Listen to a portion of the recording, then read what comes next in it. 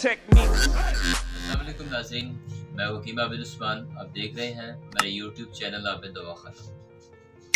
नाज़रीन, आज बात करेंगे आजकल डेंगू बुखार बहुत तेज़ी से फैल रहा है। जैसा कि सर्दी के आगाज़ में डेंगू बुखार हर मौसम में फैलता है। नाज़रीन, ये एक मर्ज़ वायरस की वजह से फैलता है। इसकी वजह एक मच्छर है। अगर किसी मरीज़ को मच्छर काट जाए तो डेंगू बुखार हो जाता है।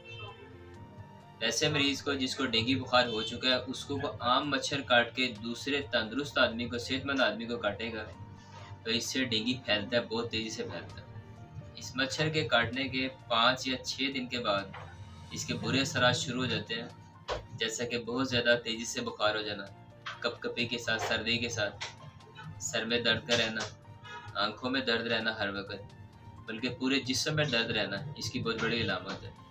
और इसके अलावा नाक से खून का बहना खुद ब खुद और मसूड़ों से खून का बहना, क्योंकि डेंगू बुखार में प्लेटलेट सेल कम हो जाते हैं खून में, और प्लेटलेट सेल का रोल जो जिस्म में है खून को बहने से, खुद ब खुद बहने से रोकना। अगर प्लेटलेट्स कम हो जाए तो खून बिला वजह बहता है अंतड़ियों वाली साइड में अंदर।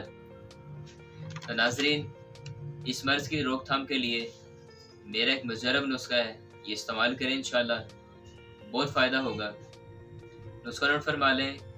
ताज़ा करेला का पानी 1 चम्मच, कासनी के पत्तों का पानी 2 चम्मच, नींबू का रस 1 चम्मच। इसको आधा कप नीम गर्म पानी में तीनों चीज़ों को मिक्स कर लें। इन चीज़ों को मिक्स करके रोज़ाना इसी तरह 7 दिन तक इस्तेमाल करें। सुबह और शाम में 2 टाइम इस्तेमाल कराएं पेशेंट को।